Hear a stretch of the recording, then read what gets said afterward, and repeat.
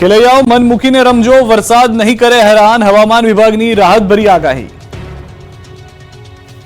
રાજ્યમાં નવરાત્રીની ઘડીઓ ગણાઈ રહી છે, ત્યારે નવરાત્રીમાં વરસાદ પડશે તેવી આગાહીઓને લઈને ખેલૈયાઓ ચિંતાતુર બન્યા છે. પરંતુ હવે ખેલૈયાઓ મન મૂકીને ગરબે ઘૂમજો, નવરાત્રીમાં વરસાદ વિલન નહીં બને. હવામાન વિભાગે ખેલૈયાઓની ચિંતા દૂર કરી છે. હવામાન વિભાગે આગાહી કરી છે કે રાજ્યમાં આગામી 2 દિવસ રહેશે વરસાદી માહોલ. 2 દિવસ વિવિધ વિસ્તારમાં છૂટોછવાયો વરસાદ પડી શકે છે. જોકે 7 દિવસ સુધી દક્ષિણ ગુજરાતના જિલ્લાઓમાં કેટલાક સ્થળ ઉપર હળવાથી મધ્યમ વરસાદની સંભાવના છે. એટલે કે નવરાત્રી દરમિયાન દક્ષિણ ગુજરાતના જિલ્લાઓ સિવાય ક્યાંય વરસાદની સંભાવના નથી. જો આગામી 5 દિવસ રાજ્યમાં વરસાદ ન આવે અને વાતાવરણ શુષ્ક રહે તો સત્તાવાર રીતે 5 ઓક્ટોબરથી ગુજરાતમાંથી ચોમાસાની વિદાય જાહેરાત કરવામાં આવશે. ગુજરાતમાં ચાલુ ચોમાસામાં સામાન્યથી 48% વધુ વરસાદ. રાજ્યમાં સામાન્ય રીતે પડે છે 711.9 mm વરસાદ, પણ આ વખતે ચાલુ ચોમાસામાં 1055.5 mm વરસાદ પડ્યો. સામાન્યથી 343.6 mm વધુ વરસાદ ખાબક્યો. હવે અમદાવાદ સહિતના જિલ્લામાં ભૂક્કા કાઢી નાખે તેવો તડકો પડવા લાગ્યો છે. મંગળવારે અમદાવાદ શહેરનું મહત્તમ તાપમાન 36 ડિગ્રી સેલ્સિયસ પહોંચી ગયું હતું, જેને કારણે અમદાવાદવાસીઓ ગરમીની સાથે બફારામાં બફાઈ ગયા હતા. ચોમાસાની વિદાયની ઘડીઓ ગણાઈ રહી છે, ત્યારે ગુજરાતમાં શિયાળાના આગમનનું કાઉન્ટડાઉન શરૂ થઈ ગયું છે. વહેલી સવારે છવાયું ધુમ્મસભર્યું વાતાવરણ. રાજ્યમાં ચોમાસાની વિદાયની ઘડીઓ ગણાઈ રહી છે, સાથે ગુજરાતના દરવાજા પર શિયાળાના આગમનના ટકોરા વાગી રહ્યા છે, જેના આ દ્રશ્યો પુરાવા છે. પાવાગઢમાં વહેલી સવારે ધુમ્મસની ચાદર છવાઈ ગઈ હતી. વહેલી સવારમાં પાવાગઢમાં ગાઢ ધુમ્મસ છવાતા પાવાગઢનો ડુંગર ધુમ્મસમાં ગાયબ થઈ ગયો. પાવાગઢ પર વહેલી સવારે હિલ સ્ટેશન જેવો માહોલ સર્જાયો. આ માહોલને સવારથી ભક્તોએ માણ્યો. નવરાત્રી પહેલા ભક્તોનું ઘોડાપુર ઉમટ્યું હતું. પાર્કિંગ ફૂલ થઈ જતા હિલ વ્યૂ સુધી ગાડીઓની કતાર જોવા મળી. મધ્યપ્રદેશના માઈ ભક્તોની નવરાત્રી પૂર્વે પાવાગઢથી જ્યોત લઈ જઈ ઘટ સ્થાપના કરવામાં આવ્યા છે. નવું ધાન્ય માતાજીને અર્પણ કર્યા બાદ જ ઉપયોગ કરવાની પરંપરા છે, જે કારણે ભક્તો ઉમટ્યા હતા. હિલ સ્ટેશન જેવા આહલાદક વાતાવરણમાં ભક્તો ઉમટી પડતા પાવાગઢ ડુંગર માતાજીના જયઘોષથી ગુંજી ઉઠ્યો. માઈ ભક્તોએ વાતાવરણના આનંદ સાથે માતાજીના દર્શન કરી ધન્યતા અનુભવી. આ તરફ સાબરકાંઠા જિલ્લાના વાતાવરણમાં અચાનક પલટો આવતા ધુમ્મસભર્યું વાતાવરણ જોવા મળ્યું હતું. હિંમતનગર સહિત ગ્રામ્ય વિસ્તારમાં ધુમ્મસ છવાતા વિઝિબિલિટીમાં ઘટાડો જોવા મળ્યો. અચાનક વાતાવરણમાં પલટાની સાથે ધુમ્મસ છવાતા વાહન ચાલકોને હાલાકી ભોગવવી પડી. 3 દિવસથી વરસાદી માહોલ જામ્યો છે, ત્યારે મહેસાણાના વડનગરમાં વહેલી સવારથી ચોતરફ ધુમ્મસવાળું વાતાવરણ જોવા મળ્યું. વડનગર પંથકમાં છેલ્લા 3 દિવસથી વરસી રહેલા વરસાદે વિરામ લેતા નગર હિલ સ્ટેશનમાં ફેરવાઈ ગયું હતું તેવું દેખાઈ રહ્યું છે, જેના કારણે વિઝિબિલિટીમાં ઘટાડો થતા વાહન ચાલકો પરેશાનીનો સામનો કરી રહ્યા છે. વઢવાણ નદીની વચ્ચોવચ્ચ સ્કૂલ બસ ફસાઈ, 30 વિદ્યાર્થીઓના જીવ પડીકે બંધાયા. સુરેન્દ્રનગરના વઢવાણ તાલુકાના વસ્તડી ગામ પાસે પુલ તૂટી ગયા બાદ બનાવાયેલા ડાયવર્ઝન પર ભોગાવો નદીના પાણી ફરી વળતા લોકો જીવના જોખમે ડાયવર્ઝન પસાર કરી રહ્યા છે. ત્યારે સવારે આ ડાયવર્ઝન પરથી પસાર થઈ રહેલી એક સ્કૂલ બસ ખાડામાં પડી જતા બસમાં સવાર 30 વિદ્યાર્થીઓના જીવ પડીકે બંધાયા. ઘટનાની જાણ થતાં ગામ લોકો તાત્કાલિક ઘટના સ્થળે પહોંચ્યા અને તમામ વિદ્યાર્થીઓને બસની બારીમાંથી અને ડ્રાઈવરના દરવાજામાંથી બહાર કાઢી બચાવાયા. કાચા ડાયવર્ઝન પર સ્કૂલ બસ ફસાઈ, જેની ડાબી તરફ 7 ફૂટ પાણી ભરેલું હતું, જ્યારે જમણી તરફ પણ ઘૂંટણસમાં પાણી ભરાયેલા હતા. દરવાજો ડાબી તરફ હોવાથી વિદ્યાર્થીઓ ત્યાંથી નીકળી શકે તેમ ન હતા, જેથી ગામ લોકોએ ઘટના સ્થળ પર પહોંચી બસની જમણી તરફની બારીમાંથી જ વિદ્યાર્થીઓને બહાર કાઢી બચાવ્યા. સદનસીબે બસ પલટી ન જતા મોટા જાનહાનિ સર્જાતા અટકી. 1 વર્ષ બાદ વસ્તડી ગામે પાસેનો પુલ તૂટ્યા બાદ તંત્ર દ્વારા અહીં ડાયવર્ઝન બનાવવામાં આવ્યું. ત્યારબાદ જ્યારે પણ વરસાદ પડે ત્યારે ડાયવર્ઝન પર પાણી ફરી વળતા ગ્રામજનો જીવના જોખમે ડાયવર્ઝન પસાર કરતા હોય છે. તેની વચ્ચે આજે અકસ્માત સર્જાયો, ત્યારે સવાલ એ થાય છે કે આજે બનેલી એ ઘટના જવાબદાર કોણ છે? મોરબીમાં કારમાં આગ લાગતા ઉદ્યોગપતિનું ભડથું થઈ ગયા હોવાના સમાચાર. દરવાજા લોક થઈ જતા સિરામિક ઉદ્યોગપતિનું કારમાં જ મૃત્યુ. મોરબીમાં કારમાં આગ લાગતા ઉદ્યોગપતિ ભડથું થઈ ગયા. દરવાજો લોક થઈ જતા સિરામિક ઉદ્યોગપતિનું કારમાં જ મોત થતા હાહાકાર મચી ગયો. મોરબીમાં રવાપર પાસે રહેતા અને મોરબી નજીક એક્સપોર્ટ સિરામિક નામનું કારખાનું ધરાવતા અજય ગોપાણી નામનો યુવાન કાર લઈને મોરબીના લીલાપર કેનાલ રોડ ઉપરથી બપોરના 1 વાગ્યાના અરસામાં પસાર થઈ રહ્યો હતો. ત્યારે કોઈ કારણોસર તેની ગાડીમાં આગ લાગી અને આગ લાગતાની સાથે જોતજોતામાં આખી ગાડી આગની ચપેટમાં આવી ગઈ. તેમજ કારના દરવાજા લોક થઈ ગયા હોવાથી કારમાં બેઠેલા અજયભાઈ ગોપાણી કારની બહાર નીકળી શક્યા ન હતા. કારમાં ઉદ્યોગપતિ બળીને ભડથું થઈ ગયા. દ્રશ્યોમાં પણ જોઈ શકાય છે કે યુવાન કાર લઈને જઈ રહ્યો છે, અચાનક ઊભી રાખી દે છે અને થોડી જ વારમાં ધુમાડા સાથે આગ ફાટી નીકળે છે. કોઈ ટેકનિકલ કારણોસર ગાડીની અંદર આગ લાગતા જોતજોતામાં જ આખી ગાડી આગની ઝપેટમાં આવી ગઈ. આગ ઉપર કાબુ મેળવવા માટે થઈને ફાયર વિભાગને જાણ કરવામાં આવી. જોકે આગ લાગતાની સાથે જ કારના દરવાજા લોક થઈ ગયા, જેથી કારની અંદર બેઠેલ યુવાન આગમાં સ્થળ પર જ ભડથું થઈ ગયો. જેથી કરીને તેનું ઘટના સ્થળે જ મોત નીપજ્યું. કાર તો આખી બળીને ભસ્મ થઈ ગઈ. બાદમાં યુવાનના મૃતદેહને બહાર કાઢી હોસ્પિટલ ખસેડાયો. ફાયરની ટીમને ગાડીમાંથી મળેલા રોકડા 5 લાખ, એક પિસ્તોલ, ઘડિયાળ અને 8 મોબાઈલ ફોન મૃતકના કૌટુંબિક ભાઈને પોલીસની હાજરીમાં આપી દેવામાં આવ્યા. આ બનાવ અંગેની જાણ થતાં આસપાસના વિસ્તારમાંથી મોટી સંખ્યામાં લોકો ત્યાં દોડી આવ્યા અને મોરબી એ ડિવિઝન પોલીસની ટીમને જાણ થતાં પોલીસ પણ ત્યાં આવી પહોંચી હતી અને આગળની રાબેતા મુજબની કાર્યવાહી હાથ ધરી છે. અમદાવાદના ચાંદખેડામાં યુનાઇટેડ 18ના કાપડના ગોડાઉનમાં ભડકે બળી ગયું હતું. દૂર દૂર સુધી દેખાયો ધુમાડો.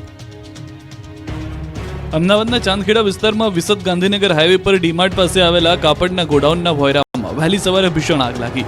ચાંદખેડા વિસ્તારમાં ડીમાર્ટની પાછળના અવની બંગલોઝના ભાગે યુનાઇટેડ 18ના ગોડાઉનમાં આગ લાગતા દોડધામ મચી ગઈ.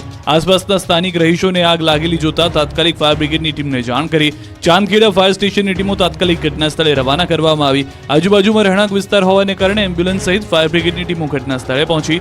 ભોયરામાં આગ લાગી હતી, જેના કારણે આગે વિકરાળ સ્વરૂપ ધારણ કરી રહેલા પહેલા માળ સુધી આગ પહોંચી ગઈ. ફાયર બ્રિગેડની ટીમ પાણીનો મારો ચલાવીને આગને કાબૂમાં લેવાના પ્રયાસો શરૂ કર્યા. કાપડનું ગોડાઉન હોવાથી ભોયરામાં ખૂબ ધુમાડો હોવાથી આકાશ ધુમાડાના ગોટે ગોટાથી ભરાઈ ગયું. દૂર દૂર સુધી ધુમાડાના ગોટે ગોટા દેખાયા. બ્લોવરની મદદથી ધુમાડો બહાર કાઢવામાં આવ્યો. 2 થી 3 કલાક સુધી હજી કુલિંગ અને ધુમાડો બહાર કાઢવાની કામગીરી ફાયર બ્રિગેડ દ્વારા કરવામાં આવી. ગોડાઉનના પાછળના ભાગે આવેલી સોસાયટીમાં આગના ધુમાડા પહોંચતા સ્થાનિક લોકોને તકલીફ પડી હતી. રાજકોટમાં દેશી દારૂ ઝડપાયું. કારખાનાને લઈને તપાસ કરવામાં આવી. રાજકોટમાં દારૂડિયાઓ બેફામ બની ગયા છે. ખુલ્લેઆમ દારૂનું વેચાણ થઈ રહ્યું છે, ત્યારે રાજકોટના માંડા વિસ્તારમાંથી દેશી દારૂનું મેન્યુફેક્ચરિંગ યુનિટ ઝડપાયું છે.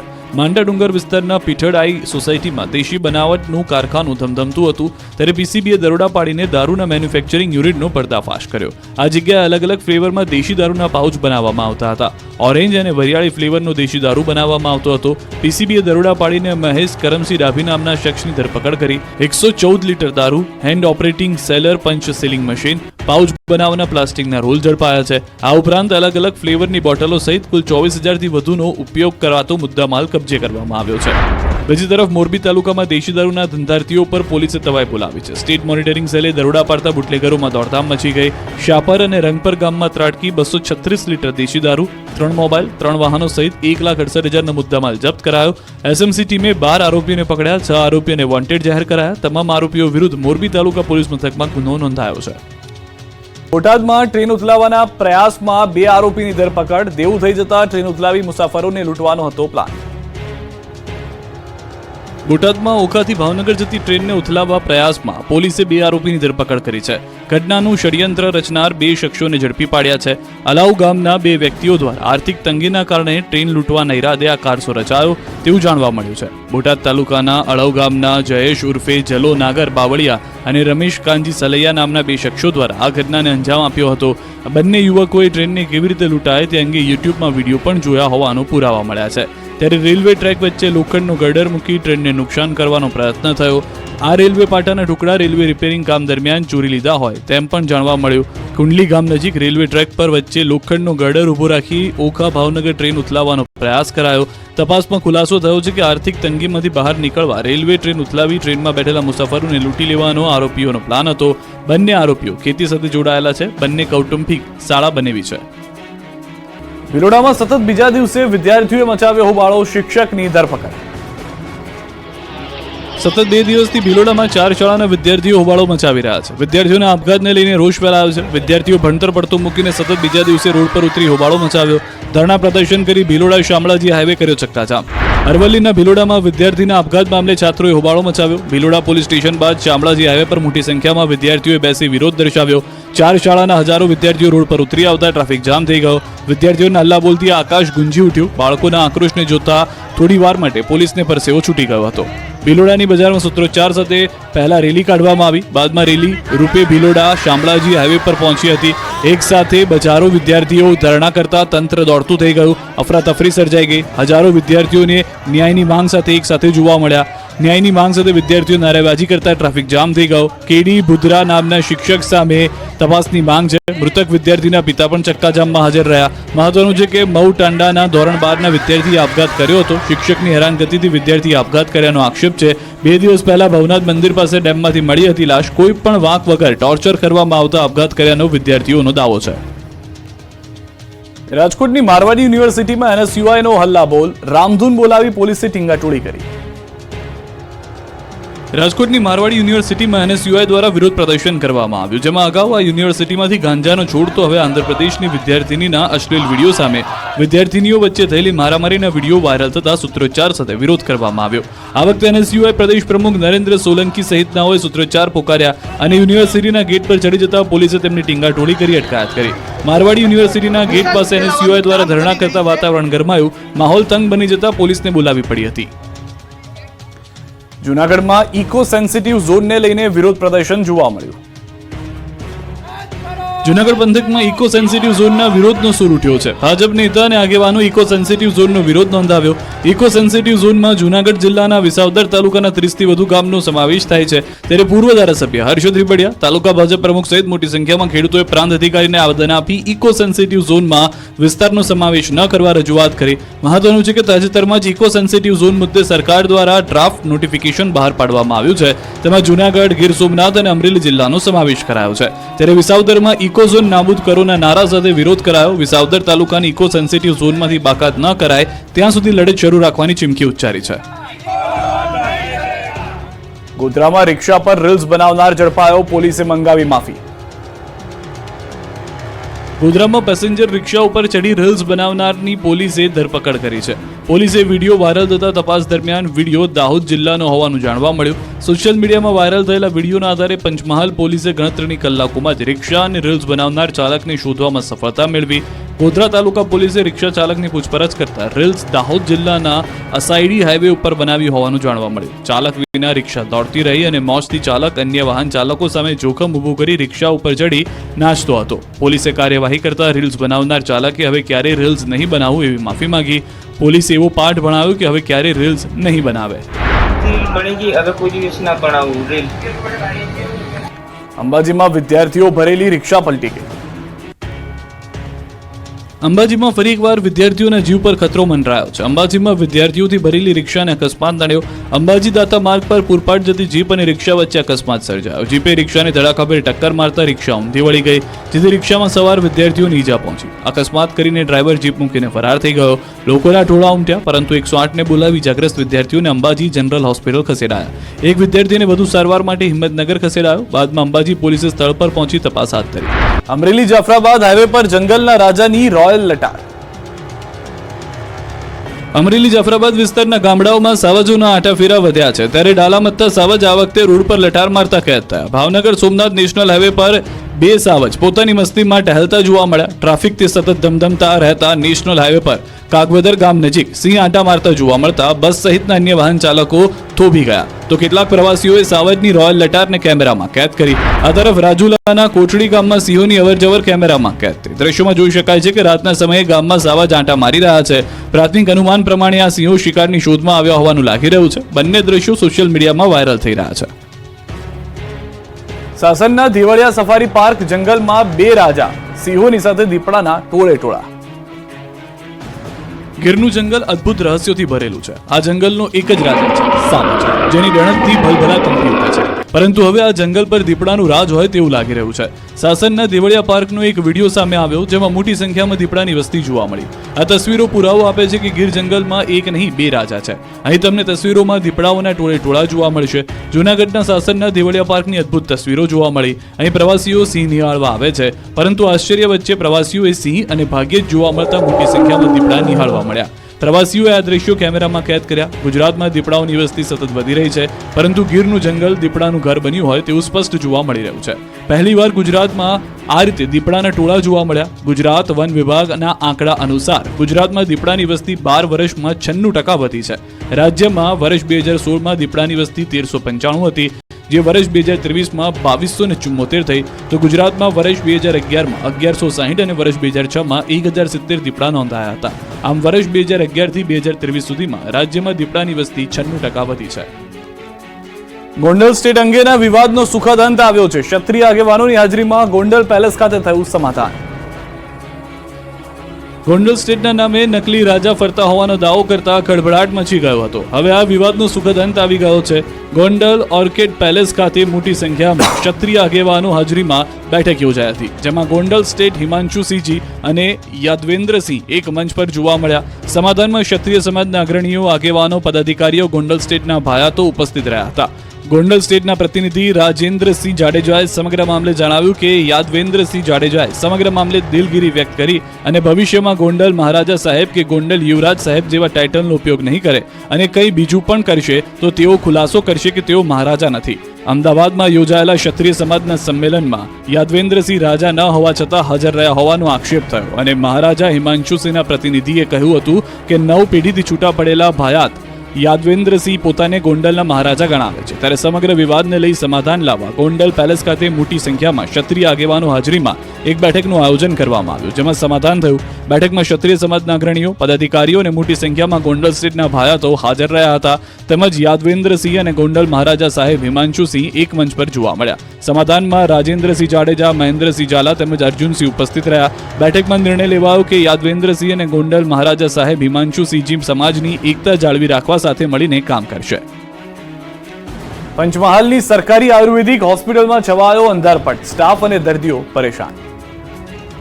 10 દિવસથી હું આવ્યો છું પણ અહીંયા આગળ લાઇટની કોઈ સગવડ નથી. અમુક ટાઈમે તો આખી રાત અને રાતો 12 કલાક લાઈટ પડતી. ચારે બાજુ અંધારું, ગરમીથી ત્રસ્ત લોકો, મોબાઈલની લાઇટ, મીણબત્તીના પ્રકાશથી થતું કામ અને ઝેરી સાપના આંટાફેરા. આ દ્રશ્યો છે કોઈ વૃદ્ધાશ્રમના નહીં, પરંતુ પંચમહાલની સરકારી આયુર્વેદિક હોસ્પિટલના. તંત્રના બાપે હોસ્પિટલમાં અંધારપટ છવાયો છે. ગોધરા તાલુકાના પોપટપુરા ખાતે આવેલી શ્રીમતી મણિબેન અમૃતલાલ હરગોવનદાસ સરકારી આયુર્વેદિક હોસ્પિટલ છેલ્લા 50 વર્ષ જૂની હોસ્પિટલ છે, જ્યાં મોટી સંખ્યામાં પંચમહાલ જિલ્લાના તેમજ આસપાસના ગ્રામ્ય વિસ્તારના લોકો સારવાર લેવા માટે આવી રહ્યા છે. દરરોજની 150 થી 200 ઓપીડી લેવામાં આવી રહી છે. રોજના 30 થી 35 દર્દીઓ સારવાર માટે આવે છે અને દાખલ હોય છે, અને એના માટે જ તેઓના સગા સંબંધીઓ પણ હોસ્પિટલમાં આવે છે. ત્યારે છેલ્લા કેટલાક સમયથી રાત્રિ દરમિયાન વીજ પુરવઠો બંધ રહેવાને કારણે ત્યાં સારવાર લેવા માટે આવતા દર્દીઓને ભારે હાલાકી વેઠવી પડી રહી છે. હોસ્પિટલમાં રાત્રિ દરમિયાન વીજ પુરવઠો બંધ હોવાને લીધે સારવાર અર્થે દાખલ થયેલા દર્દીઓને શ્વાસ લેવામાં તકલીફ પડે છે અને ગભરામણ અનુભવી રહ્યા છે. 50 બેડની સુવિધા ધરાવતી હોસ્પિટલમાં મીણબત્તી અને મોબાઈલની લાઇટથી સારવાર ચાલે છે. અહીં કામ કરતો સ્ટાફ મોબાઈલ લાઇટના સહારે કામ કરે છે. બીજી બાજુ જંગલ વિસ્તારમાં હોસ્પિટલ હોવાને કારણે રાત્રિ દરમિયાન ઝેરી જનાવર કરડી જવાનો પણ ભય સતાવી રહ્યો છે. રાત્રે MGVCL દ્વારા વીજ પુરવઠો બંધ કરી દેવામાં આવતા ભારે હાલાકીનો સામનો કરવો પડી રહ્યો છે. વારંવાર MGVCL ને રજૂઆત કરવા છતાં પણ MGVCL દ્વારા વીજ પુરવઠો નિયમિત આપવા માટે સદંતર નિષ્ફળ રહ્યા હોવાનું જોવા મળી રહ્યું છે, જેના કારણે હાલ સારવાર લઈ રહેલા દર્દીઓને ખૂબ જ હેરાનગતિનો સામનો કરવો પડી રહ્યો છે. ગ્રામ અસ્મિતા એવોર્ડ મેળવેલા તાપીના જેસિંગપુરા ગામની અવદશા. ગ્રામ પંચાયતના કેમ્પસમાં ઠેર ઠેર ઘાસચારો ઉગ્યો. તાપીના જેસિંગપુરા ગામને ગ્રામ અસ્મિતા એવોર્ડ મળ્યો છે. ધારાસભ્ય મોહન કોંકણીના હસ્તે 1,25,000નો ચેક મળ્યો, પરંતુ હાલ આ ગામ એવોર્ડના કારણે ચર્ચાનો વિષય બન્યું છે. કારણ કે દિવાતળે અંધારાની જેમ ગામની પંચાયત ઓફિસમાં રિયાલિટી ચેક કરાયું તો ગ્રામ પંચાયતના કેમ્પસમાં ઠેર ઠેર ઘાસચારો ઉગી નીકળ્યો છે. સ્વચ્છતાનો અભાવ જોવા મળ્યો. ગામના લોકોનો આરોપ છે કે ગામના રસ્તા બિસ્માર હાલતમાં છે.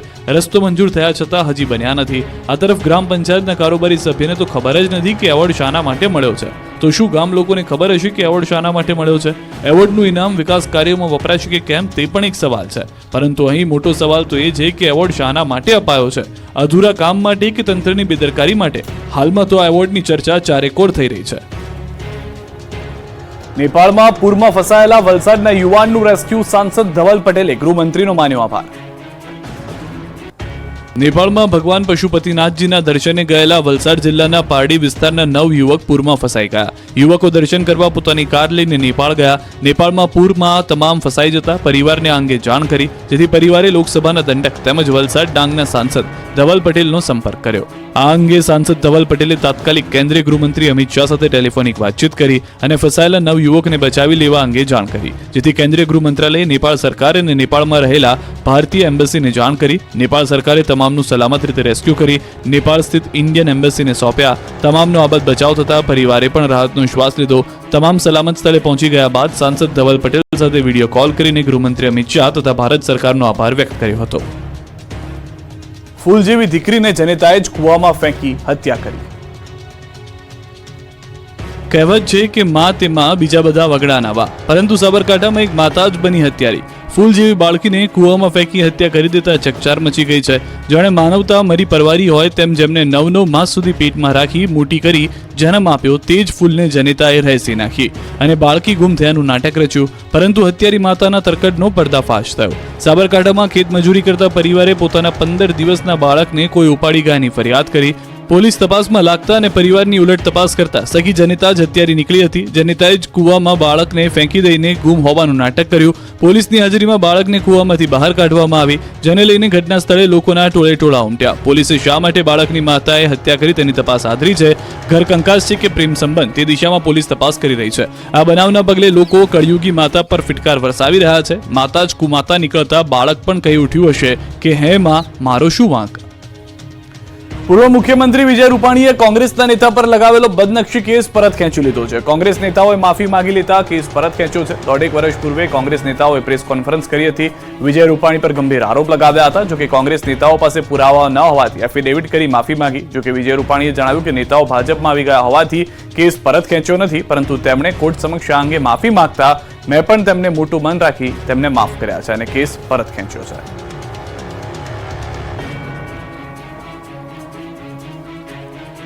નવસારી અને ગીર સોમનાથ પંથકમાં 4 દિવસથી મેઘરાજાની સટાસટી યથાવત. રાજ્યમાં ચોમાસાની વિદાયની ઘડીઓ ગણાઈ રહી છે, ત્યારે જતા જતા મેઘરાજાએ દક્ષિણ ગુજરાત અને ગીર પંથકમાં ધબધબાટી બોલાવી. સતત 6 દિવસથી નવસારીમાં વરસાદ સટાસટી બોલાવી રહ્યો છે. ત્યારે મંગળવારે પણ નવસારીમાં સમી સાંજે મેઘ સવારી આવી પહોંચી. નવસારી શહેરમાં છેલ્લા અડધો કલાકથી ધોધમાર વરસાદે ભારે વરસાદને કારણે નવસારી શહેરના કુંભારવાડ વિસ્તારમાં પાણી કરી કાઢ્યું. મુખ્ય માર્ગ પર પાણી ભરાવાને કારણે અનેક રાહદારીઓ, વિદ્યાર્થીઓ અને દુકાનદારો પરેશાન થયા. મુખ્ય માર્ગ ઉપર ટ્રાફિક જામ થયો. પાણીનો યોગ્ય નિકાલ ન થતા પાલિકા સામે લોકોનો રોષ જોવા મળ્યો. આ બાજુ ગીર પંથકમાં પણ મેઘાએ જમાવટ કરી. ગીર સોમનાથ, વેરાવળ અને તાળાળા નજીકના ગ્રામ્યમાં મેઘરાજાએ ધબધબાટી બોલાવી. સતત 3 દિવસથી વરસાદ વરસી રહ્યો છે. અસહ્ય ગરમીના બફારા બાદ પવન સાથે ભારે વરસાદ પડ્યો. વેરાવળના ખંડેરી, લુભા, માથાશુરિયા, કોડીદ્રા, ભેટાળીમાં વરસાદ પડ્યો. આ બાજુ ગીર સોમનાથ, સૂત્રાપાડા તાલુકાના ગ્રામ્ય વિસ્તારોમાં વરસાદનું આગમન થયું. સાંજ પડતા જ અચાનક શરૂ થયો ધોધમાર વરસાદ. અનરાધાર વરસાદથી રોડ